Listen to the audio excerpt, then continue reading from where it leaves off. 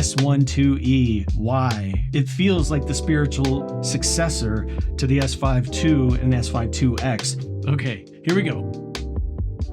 Hello, welcome to my channel. If you're new here, my name is Chris. I'm a photographer out of Denver, Colorado. Today I'll be talking about the Panasonic S1IIE. Now, if you were to go back in my channel a few videos, my first impressions of the S1R II, I was really excited to have gotten it, but during my first impressions video, the camera overheated.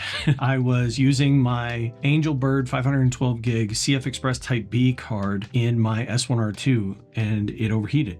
Now, in the comments of that video, there were several people that blamed me, saying that it was a known issue with Panasonic. This is one of those things in tech where you blame the user for the technical problems of the manufacturer, but that's okay. I decided to keep trying to use the S1R II. A few other things started to show up. Battery life was abysmal. It was terrible. It was the worst I've ever seen. But the other problem was I couldn't use my SSD to record to without buying a battery extension. The battery that comes with the S1R II is not enough juice. So it was a power-hungry camera. I was burning through batteries. The CF Express card Type B slot was, I don't know, just didn't get enough ventilation or something with the processor that's in the S1R II. So I ended up returning that camera because it didn't work out for me. When I purchased the S1R II, this didn't exist yet. I mean, it probably existed somewhere at Panasonic, but they hadn't announced it yet, which I'm kind of irritated by. Why didn't Panasonic just announce the S1R II, the S1II, and the S1IIE all at once? Just even if the S1II and S1IIE weren't coming out for a little later, they could have let everyone know that they were on the product plan. So people could have, made different decisions. I think a lot of people probably bought the S1R II who really did want the S1II. They wanted the better video capabilities. I digress. When I saw this lineup, I completely dismissed this camera as a baby version of the S1II. What I was looking for was photography first and the ability to do these videos second. Now the S5II, which I'm using here, recording, I love the vlog. I love the video that I get from this camera, but I've also really enjoyed the photography I get from it. This sensor is in here. So it is the S5II pretty much in the body of these new cameras, which is great. Turns out that that is a wonderful compromise for this camera because lo and behold, the Angel Bird 512 gig CF Express card Type B that I was using for my testing in the S1R II works just fine in this body. In fact, I recorded in this office space. I did a test, exact same conditions as the S1R II. I stopped recording at the 17-minute mark because I had other stuff to do and kind of got bored. It was recording fine. It never gave me the overheating warning. When I pulled the card out, it was warm, but it wasn't burning hot like it was when I got it out of the S1R II. I'm very happy that I have an upgraded processor, but it's not quite as powerful because now I can actually use this CF Express card in this body. Having the S1R II for even that short amount of time, there was some quality of life upgrades in the camera body itself. And I am very happy to report that they gave all of those quality of life upgrades to this camera as well. Some quality of life upgrades in the body of these new cameras is, the first one is the most important to me, and that is I now have a proper flip screen for photography. This feels very natural to me when I'm shooting photography. I like it much better than having this out here trying to line my shot up. So the fact that I can have this out here and flip it is just great. It gives me pretty much all the angles I could possibly want. So I really like that. I use this for photography and I use this for doing these kinds of videos when I'm away from this studio. Another quality of life upgrade on these bodies that I really appreciate, especially when I'm doing photography work out in the mountains or on the plains, is I drive on a lot of dirt roads. There's a lot of dust kicked up, a lot of dirt flying around in the air, and having individual doors for each port is really important. So now I can just keep my doors closed and plug in a microphone to the top port here, and all of the other ports are not being exposed. It is practical in my use. Another quality of life update It's the same body. I feel like I kind of won the lottery here.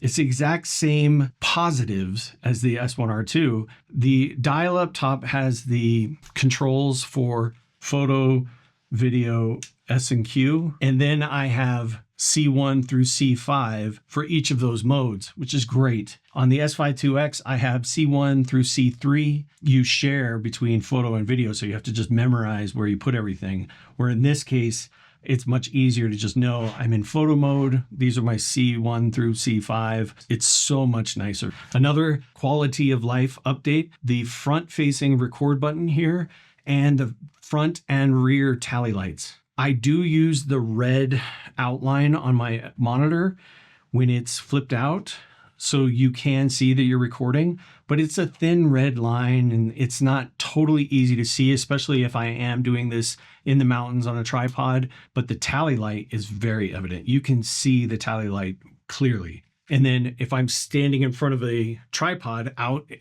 in the field like this, I can just hit the record button right here on the front rather than hit up here. One of the drawbacks is because it shares the exact same body, this part of the camera is much wider than the S5IIX and it is uncomfortable to hold. But for all of the other upgrades that I get, for all of the other pieces of the puzzle, I can get used to this, I'm sure. There is one other thing. This is a battery charger that came with the S1R2, and it was one of my favorite extra features. It does not come with the S5IIX and it does not come with the S9, but on the S1R2 it came with it, and I was actually surprised when I opened this box up and this was in there. I didn't know this came with this camera. I would have thought that they would have left it out of this level because, you know, it's so much less expensive than the S1R2 or the S1II. So all you do is plug in a regular USB-C and you can charge your batteries. So this is actually really nice to have, and I'm glad that it came with this. Put that away. First impressions, how does it perform? Well, I've already taken it camping. I've already taken it to the reservoir a few times this week. I'm planning on taking it with me to the Overland Expo Mountain West that I've been invited to participate in with Subaru. I'm very excited about that. So far, it's done everything that I wanted. It is the S5IIX out in the field. And one of the nice things about the CF Express Type B is I don't have to worry about recording to SSD. I record to SSD specifically for the space and for fast transfers when I get it to my computer. Same thing with this. I have a 512 gig card in here, plenty of space for the kind of video that I do, and it transfers very fast to my computer. So that is nice. I use my SD card for my photography. All of my images so far are very similar, indistinguishable from the S5IIX, and I love that.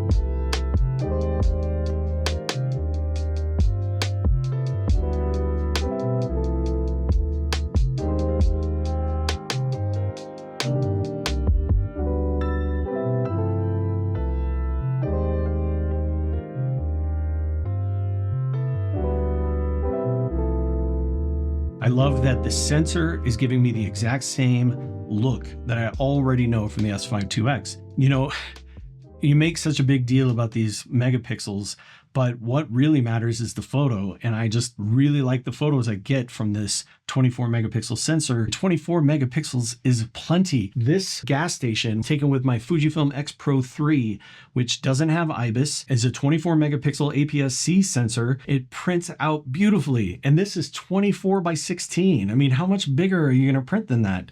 So yeah, 24 megapixels is fine. I got in my own head. That's what happened. First impressions. This is working out for me. Like I said, taking it camping. I've taken it to the reservoir a few times. I've done both video and photography. Everything is working as intended. I haven't had anything overheat. I'm using my CF Express Type B that I already purchased. I didn't have to buy another card just because it was a different brand. Everything works. And this, I guess, was what I was expecting from the S1R2, and that just didn't work out. And now I have a studio camera that I can just leave here with all the SD card and microphones and everything else I have plugged into this, and I can just take this with me when I go out to do landscape work. I really think people are sleeping on this one. The S1IIE is a really, really good camera. It is the S5IIX with quality of life upgrades across. Should you upgrade? I mean, that's obviously a financial decision that you have to make. I know that you can get about $1,000 for the S5IIX, much less expensive than the other two cameras. It has all of the great quality of life stuff on the body itself. The software is the same. There's a few codecs that it can't do. It's obviously not as fast or powerful as those other two cameras. That obviously comes with a cost. You have to really consider that as well. That comes with a cost that's not financial. That comes with a cost that's could be your camera overheating when you need it the most. I'm really happy with this. I'm kind of weirded out by their choice of letters and numbers here, like S1IIE. Why? It feels like the spiritual successor to the S5II and S5IIX, way more so than the S1R2 did. So it's almost too bad this isn't the S5 III or something like that, because that would have made it much more clear what this is. This is an upgrade to my S5IIX, and it has the same sensor. That's it. I hope you enjoyed this. If you did, please remember to give it a thumbs up. That does actually help my channel, and subscribe if you haven't. Thank you so much for watching, and I hope to see you in the next one. Thanks. Bye.